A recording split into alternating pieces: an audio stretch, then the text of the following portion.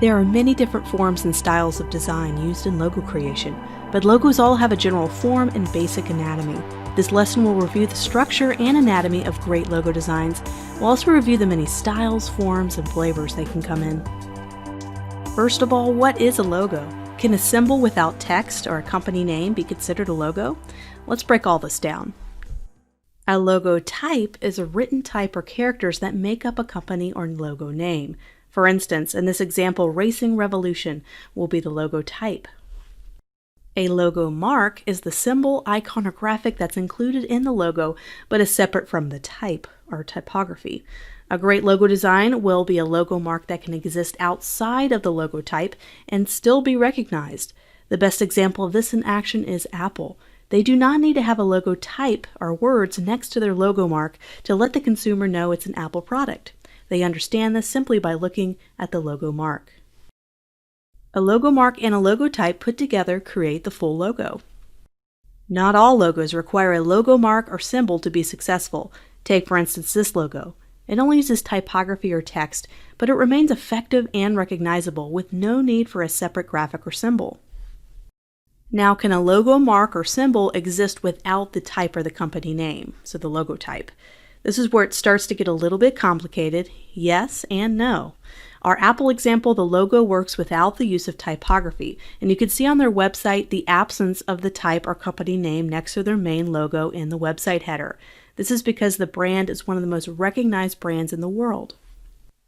A smaller brand, perhaps one you might have as a client someday, may not have the same brand recognition, so a logo with a logo mark or just a symbol only may not work to build that company's name recognition.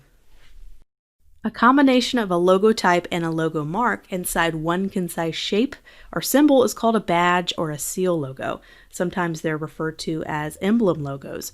These are special as they combine both type and symbols to create one flexible graphic. The great thing about seals and badges is they reduce the need for two separate objects, making them versatile and applying them to a wide variety of products and placements very easily. Emblems, seals, and badges are great for event-based brands and programs. They can exist in a central part of the design of the flyer or poster, for example, and they can explain both the event name and the company brand all in one simple graphic. Let's talk about spacing. Spacing is huge in logo design. A properly spaced logo can look professional and clean, but too much spacing can create a disconnect between the two elements. A typography-only or type-only logo can have problems with spacing as well. If the characters are too close together, it can seem crowded and overwhelming. If the gaps are too wide, there can be the same disconnect with the characters in the logo or company name. What is the proper spacing for logo design elements? There are several tools and methods you can use to find the proper spacing, including grids, to find the right spacing for your logo elements. Grids can be used to create the same space between characters, for example, making sure there is even spacing to create that clean, professional look. Not all logos need a grid to be successful. Some logos, which are hand-drawn, illustrated, may be later vectorized to keep this hand-drawn feeling. Therefore, the spacing may not have to be perfectly even, as it starts to lose that organic, authentic feeling that way. The golden ratio is another method designers can use to find the right spacing for a logo. The golden ratio is based in nature, and more details about the golden ratio will follow that will include us building a golden ratio-based logo together a little bit later in the class. But it comprises of circles and rectangles that are all sized according to a ratio of 1 to 1.618. These circles and rectangles can then be arranged in a way to create spacing and shapes that apply the golden ratio to them, giving them a look and a feel that is based on the ratio that is pleasing to the eye and found in nature. And lastly, there's the designer's eye. Finding the right spacing does not have to adhere to a special formula or a grid. With practice, you'll learn what looks great and what distance is too far or too close. They call this optical adjustment. When you optically adjust a logo, you're using your eye to find the right placement, and not grids and not a formula. I found this very important when working with logo types or typography-only logos. This is because certain characters create wider gaps between them optically. If we were to put this T and this P together, it creates this default spacing between the characters. I think this is a nice spacing, not too wide, not too close, But what if we had a T and an A together, and we wanted to have the same spacing between each character of the word? We can do that here, but because the T naturally has bigger gaps to the left and right sides, because the heaviness is on the top of the T, using the same spacing is a little bit awkward. That is why manually adjusting character spacing may be needed to offset these visual gaps when that T is creating. The act of manually adjusting the spacing between type characters is called kerning, and we'll do plenty of that when we work on logo projects together. Now it's time for the balance of the logo, and finding the right balance in a logo design is critical. I find a lot of designers like to create large logo marks or symbols, but leaves this seemingly tiny logo type in its wake. Hard to see and hard to read. Company name recognition, as we reviewed earlier, is essential to a newer or budding brand. Being able to have the type be readable but also balanced with the symbol is good.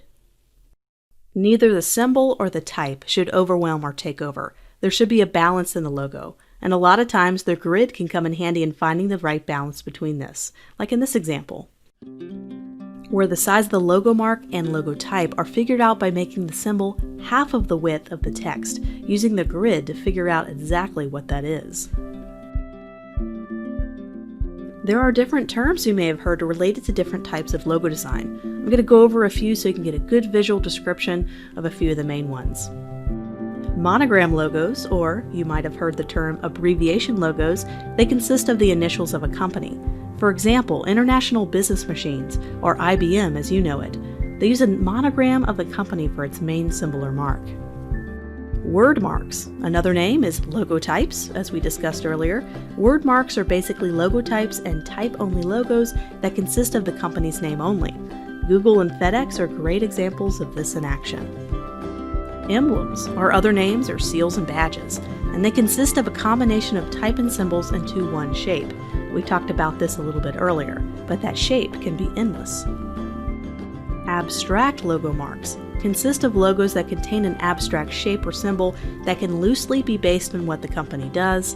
Lululemon is a great example of this, as well as BP or British Petroleum with their soft flower-like abstract graphic. Mascot logos are another one, and they consist of a main mascot, and you might have seen this a lot in sports teams. MailChimp is a great example of a mascot being used in a logo. The last one we're talking about today is combination marks, which combine both the type and symbol together in one logo. So we had a chance to review basic logo anatomy, talk about spacing and balancing, and we reviewed several different categories of logos. Now let's take a look at some different styles of logos.